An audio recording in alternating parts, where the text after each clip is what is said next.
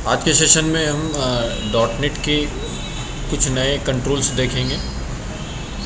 उसमें एक तो वैलिडेशन कंट्रोल्स रहते हैं और दूसरा था नेविगेशन कंट्रोल्स। ठीक है, तो वैलिडेशन कंट्रोल्स बेसिकली यूज़ होते हैं वैलिडेट करने के लिए। ठीक है, अब वैलिडेशन का मीनिंग क्या रहता है कि आप अपनी वेबसाइट के अंदर अगर कोई एंट्री कर रहे हो तो वो एंट्री प्रॉपर एंट्री है कि नहीं। जैसे सपोज़ हमने कोई लॉगिन का फॉर्म ओपन किया और ओपन करने के बाद में मैं उसमें बिना लॉगिन आईडी टाइप किए या फिर बिना पासवर्ड दिए अगर मैं डायरेक्ट लॉगिन करने की कोशिश कर रहा हूँ तो पहले क्या करें, वो चेक होने के बाद में अगर उसमें यूज़र नेम पासवर्ड टाइप किए हुए हैं तो ही वो आगे की एक्टिविटी परफॉर्म करे, अदरवाइज़ वो वहीं पर आपको एरर मैसेज दे दे। या फिर वैलिडेशन और कहीं के लिए हो सकता है जैसे लॉगिन आईडी।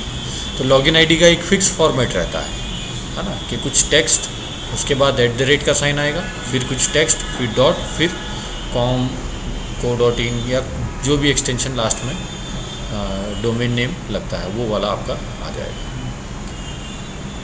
तो ये मतलब इस तरह के इनपुट्स को वैलिडेट करने के लिए ASP.NET ने एक फैसिलिटी दी है वैलिडेटर करके। तो वैलिडेशंस रहते हैं, हम उसको डायरेक्टली अप्लाई करके अपने फॉर्म्स पर अपना वैलिडेट कर सकते हैं। ठीक है, तो इसको डेमोस्ट्रेट करने के लिए हम एक न्यू वेबसाइट ले लेते हैं। इस वेबसाइट को हम वहीं वेबसाइट वाली लोकेशन पे ही सेव कर लेते हैं। इसका नाम मैं चेंज कर देता हूँ, जैसे मैंने इसको दे दिया वैलिडेशन एंड नेविगेशन। ठीक है, ASP.NET वेबसाइट आपको सिलेक्ट करना है as a template and language C# language.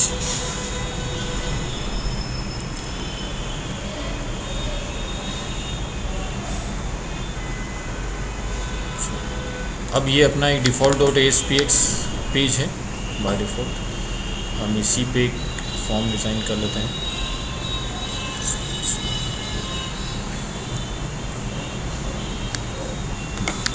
ये डिज़ाइन आ गया अपने पास। ठीक है, टूल्स में गए और टूल्स में देखो ये स्टैंडर्ड टूल्स रहते हैं। स्टैंडर्ड के बाद डेटा नेविगेशन, ये रहता है आपके पास वैलिडेशन टैब। इस वैलिडेशन के अंदर देखोगे तो आप required field validator, range validator, regular expression validator, compare validator, custom validator और वैलिडेशन समरी, ये कुछ वैलिडेटर्स हैं, है ना। तो हम 1 बाय 1 देखते हैं कि किसका क्या यूज़ रहता है।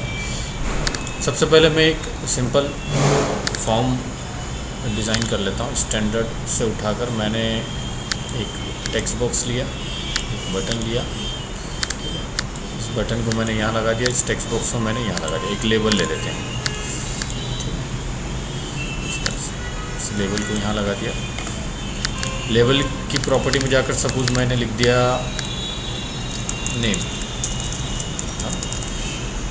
नेम हमने इसको दे दिया नेम कॉलम, और इसका आईडी दे दिया मैंने इसको LBL name. This one is text box. इसकी प्रॉपर्टी में गए हम, इसको आईडी दे दिया TXT।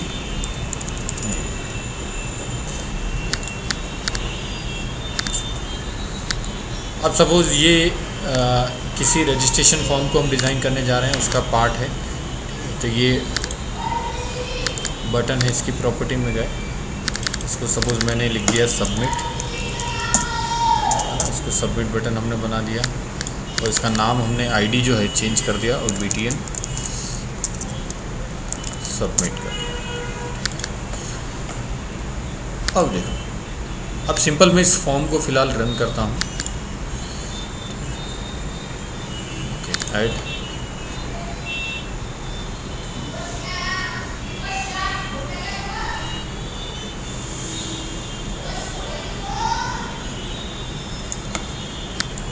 अब ये जो फॉर्म आपका ओपन हुआ है। ठीक है, तो अब देखो, अगर मैंने सपोज़ ये मतलब अभी हम कंप्लीट बनाएंगे और भी रजिस्ट्रेशन फॉर्म, लेकिन फ़िलहाल हमने एक सिंपल लिया है। अगर मैं डायरेक्ट यहाँ से सबमिट कर देता हूँ, सपोज़ मैंने यहाँ नाम लिखा कुछ, है ना, और सबमिट कर रहा हूँ, तो कोई प्रॉब्लम नहीं, सबमिट हो रहा है अपना पेज, है ना। इसके बटन क्लिक पर हमने कुछ भी कोड लिख दिया। लेकिन अगर मैंने इसके यहाँ पर ब्लैंक छोड़ दिया, है ना, और मैंने सबमिट किया, ठीक है, तो ये आपका पेज हो रहा है सर्वर पे पोस्ट। ठीक है, अननेसेसरी, है ना। देखो, आप देखोगे नीचे तो सर्वर पे पोस्ट हो रहा है। ठीक है, ये हो रहा है। अब इस चीज़ को ब्लॉक करने के लिए, मतलब इस प्रॉब्लम को सॉल्व करने के लिए कि ब्लैंक जो रहे तो वो अगर कोई पोस्ट करता है तो पेज पे एरर आ जाए, ठीक है। तो एक तरीका तो क्या है जो मैं आपको बताता हूँ कि एक तरीका तो है कि हम एक लेबल यहाँ लगा दें, है ना, जिसको आईडी हमने दे दिया LBL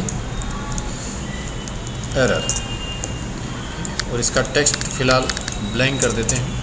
और इसमें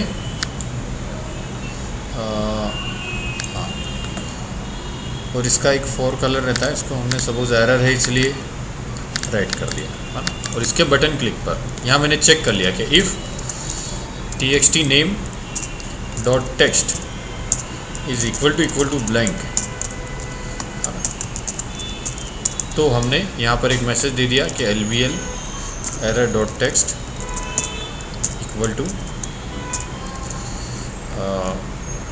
नेम कांट बी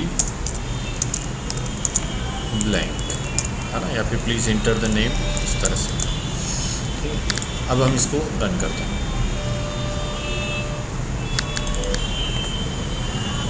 अब देखो अगर मैंने ब्लैंक छोड़ा है और यहाँ सबमिट किया है तो यहाँ पर ये एरर मैसेज आ जाएगा, लेकिन जैसे मैं सबमिट करूँगा तो क्या होगा, ये पूरा पेज सर्वर पे पोस्ट होगा और सर्वर से आपको ये रिस्पांस मिलेगा। तो इसमें अननेसेसरी हम क्या कर रहे हैं, ट्रैफिक बढ़ा रहे हैं, है ना। जैसा कि जावास्क्रिप्ट में था, हम जावास्क्रिप्ट भी यूज़ इसीलिए करते थे कि ट्रैफिक कम है ना, उसको भी हम वैलिडेशंस की तरह यूज़ करते थे। तो ये भी आपका उसी तरह से रहेगा, ठीक है। तो अब देखो ये इस तरह से करने की बजाय हम क्या करते हैं, हम ये करते हैं कि यहाँ पर एक वैलिडेशन कंट्रोल रहता है, रिक्वायर्ड फील्ड वैलिडेट, वो आप लगा दो, ये लगा दिया, ठीक। इस रिक्वायर्ड फील्ड वैलिडेटर की कुछ प्रॉपर्टीज़ रहती हैं। एक प्रॉपर्टी है एरर मैसेज। अब ये एरर मैसेज प्रॉपर्टी क्या बताता है कि यहाँ पर जो मैसेज है ये क्या देना है, ठीक है। तो सपोज़ मैंने सिंपल लिख दिया कि प्लीज़ इंटर नेम, तो यहाँ पर आ गया, ठीक है। ये साइज़ वगैरह हम बड़ा घटा सकते हैं उसको,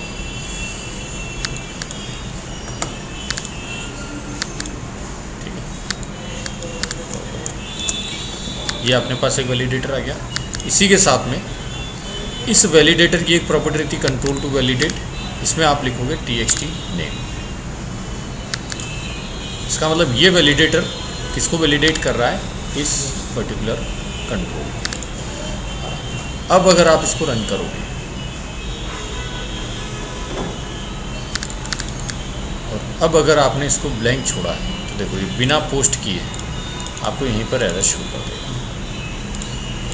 अब एक्चुअल में ये हो क्या रहा है, देखो अब ये पेज खुल गया आपका। मैं इसका व्यू और सोर्स में जाता हूँ, तो सोर्स में गए तो यहाँ पर अपने को सारी कोडिंग दिखाई देगी इसकी, ठीक है। लेकिन कहीं ना कहीं देखो script text equal to text slash JavaScript, जबकि हमने कोई जावास्क्रिप्ट नहीं लगाई है ना। तो एक्चुअल में जो .NET का रन टाइम इंजन है या फिर जो इसका इन्वायरमेंट है ना, रन टाइम इन्वायरमेंट है, ठीक है, वो क्या करता है कि जैसे ही किसी क्लाइंट से रिक्वेस्ट आई है ना, तो इस वैलिडेटर का जो कोड रहता है उसको एज जावास्क्रिप्ट कन्वर्ट कर देता है और जो रिस्पॉन्स है उसमें वो वापस दे देता है। मतलब इस पेज पर वो जावास्क्रिप्ट लगी हुई रहती है। तो यहाँ हमने मैन्युअली जावास्क्रिप्ट नहीं लगाई, ठीक है।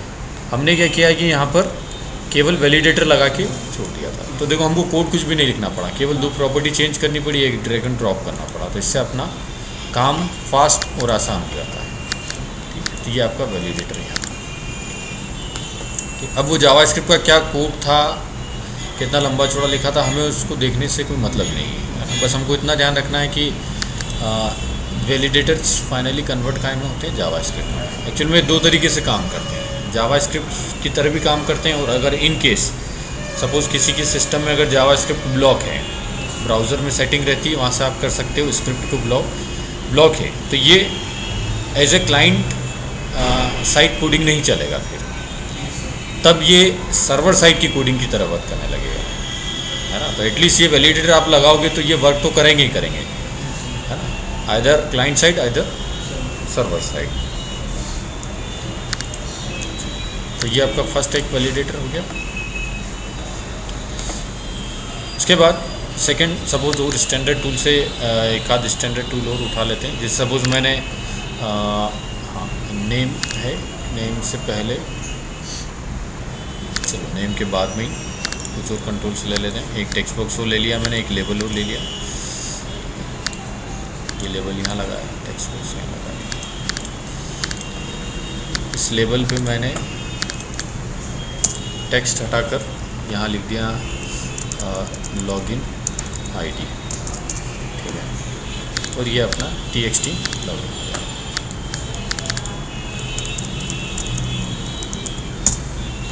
इसको भी आप वैलिडेट कर सकते हो। इसके बाद और लिए हमने लेबल, वो टेक्स्ट बॉक्स लिया, ये टेक्स्ट बॉक्स भी यहाँ लगा दिया।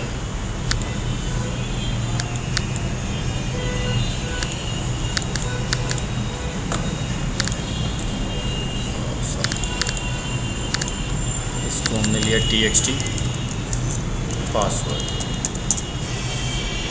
और ये लेबल हमने ले लिया lbl पासवर्ड। इसी तरह से इसको कॉपी करके मैं वापस पेस्ट कर देता हूँ, और यहाँ है ना थोड़े से कंट्रोल से ले लेते हैं ताकि अपने वो लेबल के टेक्स्ट में जाकर पासवर्ड, इसी तरह का लेबल उठा के हमने एक को ले लिया, और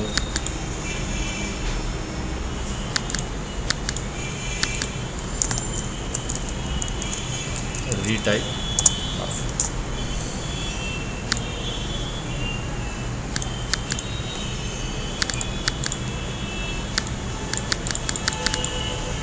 txt रीपासवर्ड।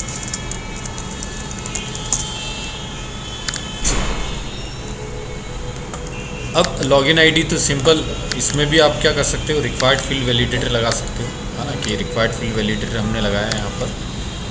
यहाँ लगाने के बाद में इसको मैसेज जो है, एरर मैसेज जो है, इसको चेंज कर दिया कि प्लीज़ एंटर लॉगिन आईडी, और कंट्रोल टू वैलिडेट प्रॉपर्टी में आप txt लॉगिन, तो ये वैलिडेटर इससे कनेक्ट हो जाएगा ना। पासवर्ड के केस में भी हम इस तरह से वैलिडेटर लगा सकते हैं, रिक्वायर्ड फील्ड वैलिडेटर। लेकिन देखो पासवर्ड और रीटाइप पासवर्ड क्या होना चाहिए, अपना दोनों सेम रहना चाहिए, ठीक है। तो इसके लिए एक वैलिडेटर रहता है कंपेयर वैलिडेटर, सेकेंड। तो ये कंपेयर वैलिडेटर सपोज मैंने यहाँ लगा दिया। अब इस कंपेयर वैलिडेटर का काम क्या है कि यहाँ से पहले तो इसका एरर मैसेज चेंज कर देते हैं कि password and retype password must be same, है ना। ऐसा हमने मैसेज यहाँ सेट किया। और इसकी प्रॉपर्टी रहती है एक कंट्रोल टू वैलिडेट। तो कंट्रोल टू वैलिडेट में तो आप लिखो पासवर्ड, और कंट्रोल टू कंपेयर के, इसको कंपेयर किससे करना है, रीटाइप पासवर्ड। ये आपका कंपेयर वैलिडेट है।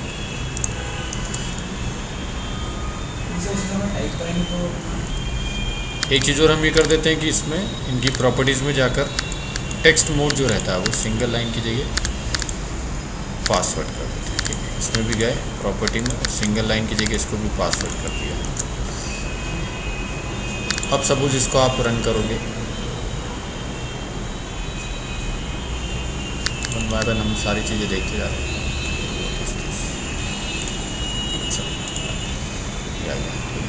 अब सपोज मैं सबमिट करता हूँ तो ये एरर आएगा, हालांकि आपको एक नेम देना ज़रूरी है, एक लॉगिन आईडी देना ज़रूरी है। अभी इस लॉगिन आईडी को हमने नॉर्मली रखा हुआ है, मतलब मेल आईडी नहीं है, लॉगिन आईडी अलग है, ठीक है। ये पासवर्ड है आपका, ठीक है। अब सपोज मैंने कुछ पासवर्ड लिखा, है ना, और अगर मैंने वही पासवर्ड नीचे नहीं लिखा तो ये एरर आ जाएगी पासवर्ड, ठीक है। और अगर मैंने पासवर्ड लिखा 1 2 3 और यहाँ पे भी लिखा 1 2 3,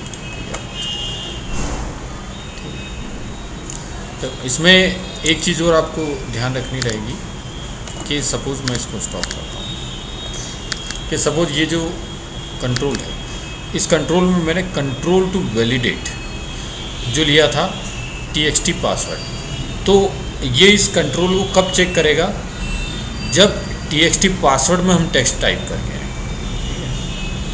अगर आप चेक करना चाहते हो कि txt पासवर्ड में तो टाइप कर ले, उसके बाद में रीटाइप में जब वो टाइप करे उसके बाद वो एरर शो करे, है ना, तो इसको उल्टा कर दो, ये है ना।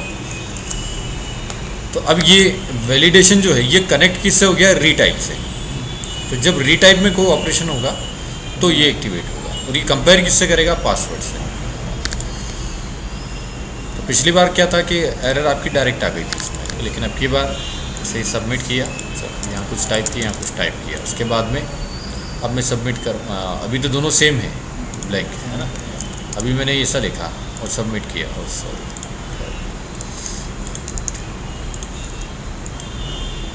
ठीक है, वो ब्लैंक का चेक नहीं लगा रखा इसलिए पोस्ट हो गया।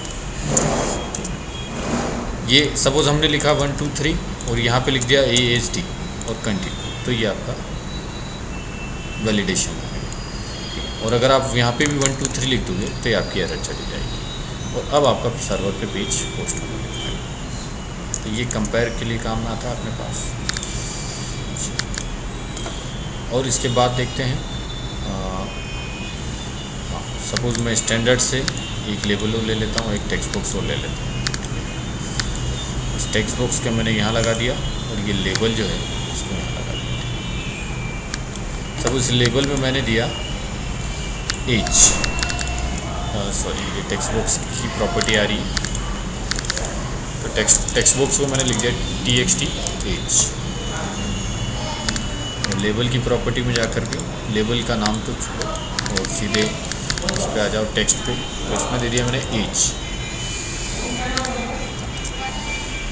एज के बाद में अब सपोज़ मैं चाहता हूँ कि यहाँ पर कोई भी यूज़र अपनी एज जो डाले, है ना, हम चाहते हैं कि हमारी वेबसाइट में हम 18 ईयर्स से 18 या 18 ईयर्स से बड़े और 100 ईयर्स से कम या फिर 60 ईयर्स से कम वाले लोगों को रजिस्टर करना चाहते हैं, है ना, उसकी इन्फॉर्मेशन लेना चाहते हैं, तो हम यहाँ पर उसका भी कंट्रोल लगा सकते हैं कि अगर किसी ने एज 18 से कम डाली है या फिर 60 से ज़्यादा डाली है तो हम उसको एक्सेप्ट नहीं करेंगे। तो देखो उसके लिए रहता है एक रेंज वैलिडेटर, है ना। ये रेंज वैलिडेटर आप यहाँ पर लगा दो एज के साथ में।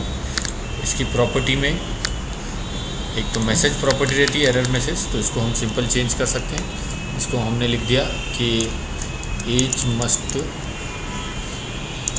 बी बिटवीन 18 to 60, ठीक है, इस तरह से। और साथ ही साथ मिनिमम वैल्यू और मैक्सिमम वैल्यू, है ना। तो मैक्सिमम हमने क्या दे रखी है 60, मिनिमम हमने दी है 18, ठीक है। और एक और टाइप में स्ट्रिंग की जगह आपको इंटीजर लेना पड़ेगा, क्योंकि ये इंटीजर की तरह चेक करे। अगर स्ट्रिंग रहा तो वो एज ए स्ट्रिंग चेक करेगा, स्ट्रिंग और इंटीजर में डिफरेंस आ जाएगा, तो ये आपका एज आ जाएगा, ठीक है। आप वापस इसको भी रन करके देखते हैं।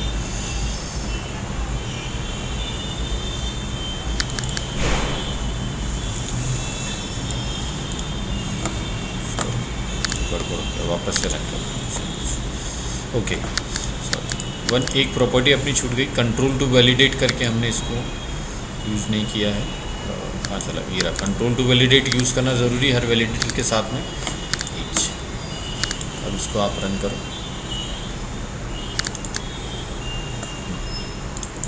सपोज नहीं, अभी हम कंटिन्यू करेंगे तो ये एरर आएगी, इसको हटाया हमने। फिर सपोज 1 2 3 पासवर्ड, 1 2 3 पासवर्ड, और सपोज यहाँ एज अब मैंने ये दे दी, तो देखो ये एरर, ठीक है। कम दे दी तो भी एरर है, ठीक है। आपने 19 दी तो कोई एरर नहीं, ठीक है। तो ये कंपेयर करने के मतलब रेंज देखने के लिए।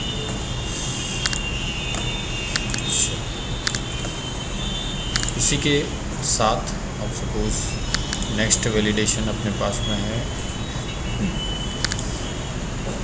अब देखो टूल बॉक्स से मैंने एक और लेबल और एक और टेक्स्ट बॉक्स लिया,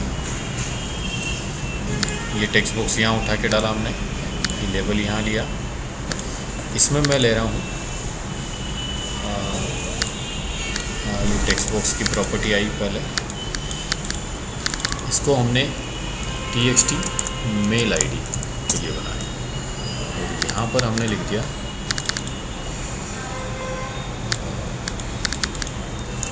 मेल आईडी। अब मेल आईडी का क्या रहता है, फॉर्मेट फिक्स रहता है उसका। तो यहाँ पर हम एक वैलिडेटर रहता है जिसमें हम कुछ फॉर्मेट ले सकते हैं, है ना, जिसे इसको कहते हैं रेगुलर एक्सप्रेशन वैलिडेटर। अभी जो रेगुलर एक्सप्रेशन वैलिडेटर है, इसकी प्रॉपर्टी में आप जाओगे तो ये एरर मैसेज है, इस एरर मैसेज को हमने लिखा इनकरेक्ट फॉर्मेट, और इसमें एक प्रॉपर्टी रहती है वैलिडेशन एक्सप्रेशन, है ना। यहाँ से गए तो एक्चुअल में आपको इस टेक्स्ट बॉक्स को किस पर्टिकुलर फॉर्मेट से वैलिडेट करना है वो आप यहाँ से लिख सकते हैं, है ना। तो देखो फ्रेंच फ़ोन नंबर, है ना, तो इन सबके फॉर्मेट हैं, फ्रेंच पोस्टल कोड 5 डिजिट का कोड रहता है, तो ये क्या रहता है, ये वैलिडेशन एक्सप्रेशन, एक्चुअल में ये रेगुलर एक्सप्रेशन रहता है, तो हर एक चीज़ के लिए कुछ रेगुलर एक्सप्रेशन रहता है, ठीक है। जैसे इंटरनेट मेल आईडी, तो इसके लिए ये रहता है ना।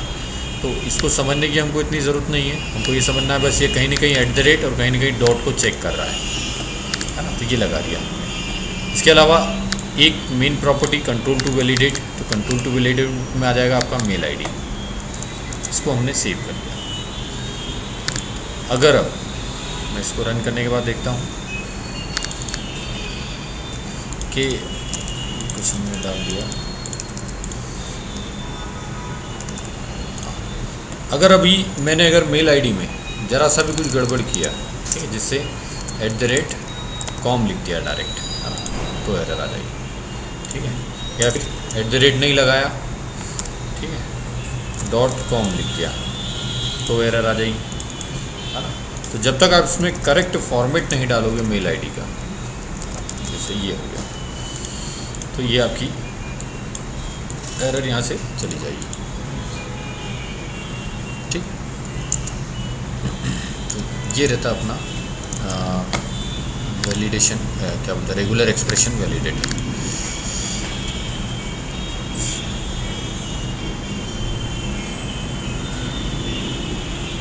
ठीक है, तो हम रिक्वायर्ड फील्ड वैलिडेटर देख चुके हैं। अब इसमें नेक्स्ट रहता है वैलिडेशन समरी, ठीक है। अब एक्चुअल में वैलिडेशन समरी का क्या यूज़ है, इसको हमने लिया सपोज, ठीक है। अब क्या रहता है कि जैसे कोई फॉर्म है सपोज, है ना, बहुत बड़ा फॉर्म रहता है, तो उसमें क्या प्रॉब्लम रहती है कि जैसे बहुत बड़ा फॉर्म है, तो जब हम पेज सबमिट करते हैं तो फॉर्म में कहीं पर भी अगर एरर आ रही है, ठीक है, तो हमको एग्जैक्टली पता नहीं चल पाता है कहाँ एरर आई, तो हमको स्क्रॉल करके ऊपर नीचे सब तरफ देखना पड़ता है, हाँ इस जगह इस तरह की एरर आ रही है, ठीक है। कि उसकी बजाय हम क्या करते हैं कि एक वैलिडेशन समरी रहती है, तो इस समरी को आप कहीं पर भी टॉप पे या बॉटम पे, जहाँ पर भी, जैसे सपोज मुझे यहीं लगाना है कि मैंने इस सबमिट बटन के पास में लगा दिया, ताकि मुझे सारी समरी यहीं दिख जाए जैसे मैं सबमिट करूँ, ठीक है। तो इसमें आपको कुछ भी सेट नहीं करना पड़ता, ठीक है, जिससे आप इसको रन करोगे, है ना। जैसे ही मैं यहाँ पर सबमिट करूँगा तो जो जो एरर आपके फॉर्म में आ रही है वो सब यहाँ पर लाइन से दिख जाएंगी, ठीक है। सपोज़ ये एरर नहीं है, या फिर जैसे एज में भी हमने ज़्यादा डाल दिया, ये तो देखो ये समरी, तो ये समरी आप एक साथ कहीं पर भी देख सकते हो। इसके अलावा और भी हमारे पास ऑप्शन रहता है कि मैं यहाँ पर क्या करूँ, सब जगह जैसे ये लिखा हुआ है प्लीज़ इंटर नेम, है ना, ये तो एरर मैसेज है, ठीक है। इसके नीचे एक टेक्स्ट करके मैसेज लिखा हुआ, तो इसमें मैंने स्टार लिख दिया केवल, तो ये स्टार बन गया। यहाँ पर भी गए तो इसकी भी प्रॉपर्टी में हमने टेक्स्ट में स्टार लिख दिया, स्टार, ठीक है। यहाँ पर भी गए और यहाँ पर भी हमने टेक्स्ट में स्टार लिख दिया, यहाँ गए यहाँ पे भी स्टार, ठीक है। इनकरेक्ट फॉर्मेट पे गए, यहाँ पे भी स्टार, चाहो तो सब पे कर दो, चाहो पे आप जितना चाहते हो उतने पे करो, ठीक है, ये वाला। तो अब क्या होगा कि जैसे कोई एरर आई,